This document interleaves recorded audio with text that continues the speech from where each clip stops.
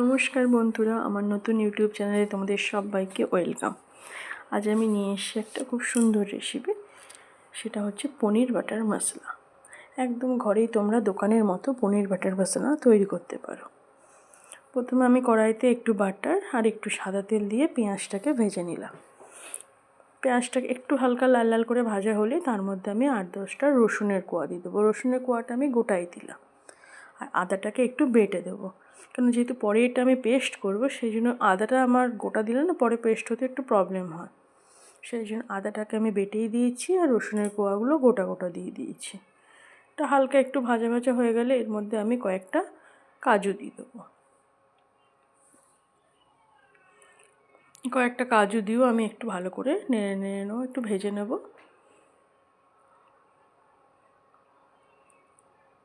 কাজুটাও যেই দেখবে একটু লাল লাল হয়ে যাবে,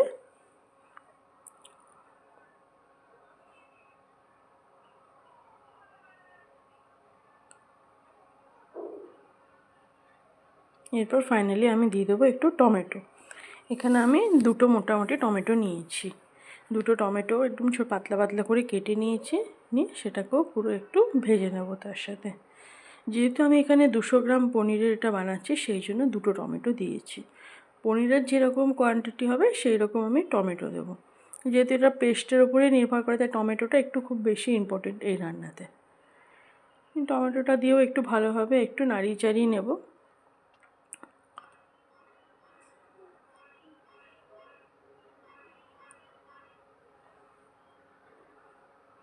হালকা একটু নুন দিয়ে দেবো। আর যেহেতু এটাতে এই রান্নাটাতে কাঁচা লঙ্কা ইউজ করলে টেস্টটা অন্যরকম, তাই আমি হালকা একটু লঙ্কার গুঁড়ো অ্যাড করব, একটু হালকা ঝালের জন্য।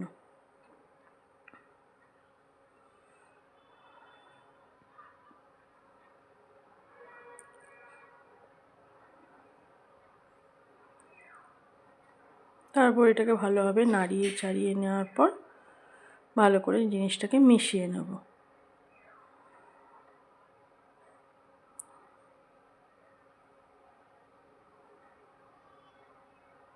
এটা খেতে কিন্তু খুবই সুন্দর লাগে, তোমরাও সবাই একবার বানিয়ে দেখবে ঘরে। খুবই সুন্দর খেতে লাগে, খুব কম টাইমের মধ্যেও হয়ে যায়। এবার এটাকে ঢেকে দিলাম 5-10 মিনিট, একটু ঢেকে রাখবো। তারপর টমেটোটা হালকা দেখবো যেই গলে যাবে, তারপর সেটাকে আবার আমি একটু নাড়তে নাড়তে রান্না করে নেব। টমেটোটা নাড়তে নাড়তে রান্না করব। টমেটোটা অলমোস্ট গলেই গেছে প্রায়।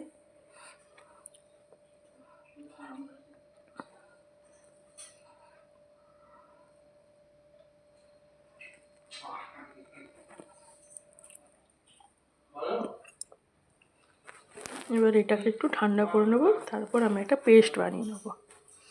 পেস্ট বানানো আমার হয়ে গেছে। আবার কড়াই একটু আমি সাদা তেল দেবো আর একটু একটু আমি বাটার দিয়ে দেবো। বাটারটা যখনই পুরো গলে যাবে, তারপর এবার আমি যেটা পেস্ট করে নিলাম সেই পেস্টটা দিয়ে দেবো।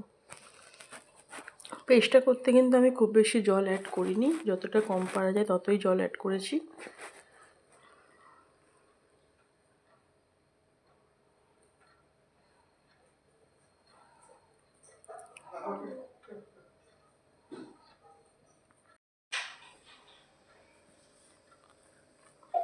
এবার পেস্টটা যেই একটু ফুটে উঠবে, একটু হালকা করে নাড়তে থাকবো, নাহলে এটা কিন্তু কড়াইয়ে লেগে যাওয়ার চান্স থাকে।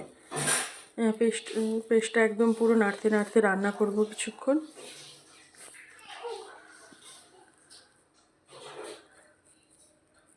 আর এটা যদি আরেকটু স্মুথ গ্রেভি পেতে গেলে, যে ব্যাটারটা যখন আমি করলাম, যেটা মিক্সিতে পেস্ট করলাম, সেটা যদি আমি ছেঁকে নিই, তাহলে ব্যাটারটা আরও বেশি স্মুথ হয়, মানে গ্রেভিটা খুব বেশি স্মুথ হবে। তবে আমি এমনি ঘরের জন্য নর্মাল করছি বলে আমি আর ওটা করলাম না। এরপর কালারের জন্য আমি একটু কাশ্মীরি মির্চা পাউডার দিয়ে দিলাম। এটা দিলে কালারটা খুব সুন্দর আসে। আর অল্প সামান্য পরিমাণে আমি নুন অ্যাড করবো, কারণ এর আগেও আমি নুন দিয়েছি, তাই একটু নুনটা বুঝে শুনে অ্যাড করতে হবে। আর একটু ধনে গুঁড়ো। তারপর আবার এটা আমি নাড়তে নাড়তে কিছুক্ষণ রান্না করব।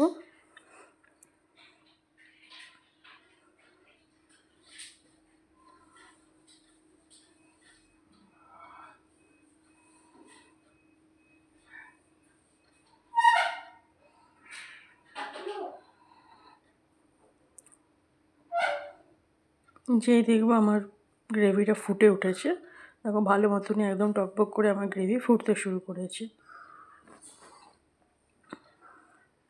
এরপর এতে আমি একটু চিনি অ্যাড করলাম, একটু মিষ্টি ভালো লাগে তো একটু চিনি অ্যাড করে দিলাম। আবার এটা নাড়তে নাড়তে যেই দেখবো একটু ফুটে উঠেছে,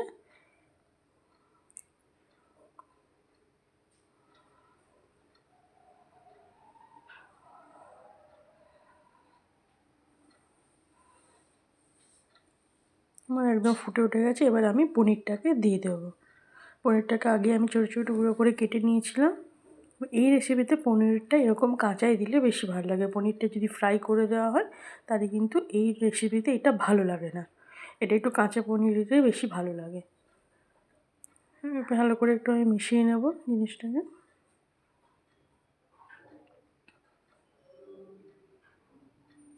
মেশানো হয়ে গেছে, এবার কিছুক্ষণের জন্য আমি এটাকে ঢেকে রাখবো।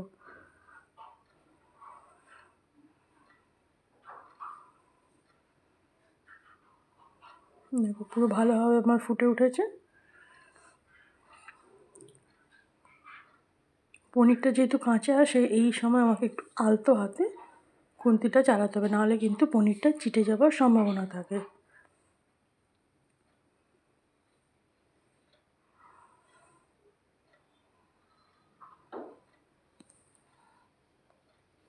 এই সময় যদি আমরা একটু ফ্রেশ ক্রিম অ্যাড করি তাহলেও কিন্তু খুব ভালো লাগে, তবে আমার এই মুহূর্তে ক্রিম নেই বলে আমি ক্রিম দিলাম না। আমি কাস্তুরি মেথি অ্যাড করে দিলাম আর একটু গরম মশলা দিয়ে দিয়েছি। আর এটাকে ভালো করে একটু মিশিয়ে নেওয়ার পর আমি আবার এটাকে কিছুক্ষণের জন্য ঢেকে রাখবো। তাহলে কাস্তুরি মেথি আর গরম মশলার ফ্লেভারটা খুব সুন্দরভাবে গ্রেভিটাতে চলে আসে।